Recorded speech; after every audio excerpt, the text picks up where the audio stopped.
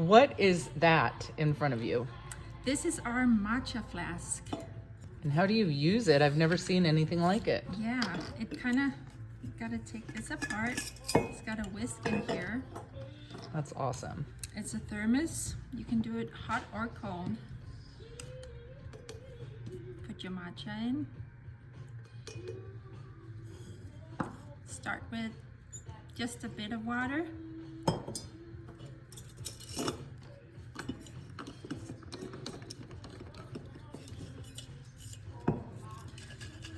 Give it a good shake. Shake it up. Shake it up.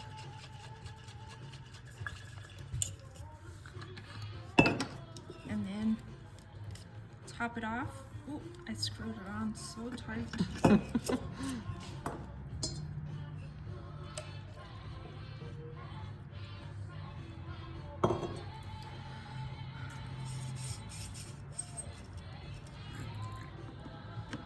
Don't fill it too full. Don't fill it too full. It's got a little strainer in there. So if you don't get it whisked all the way, It works. And then you have it to go.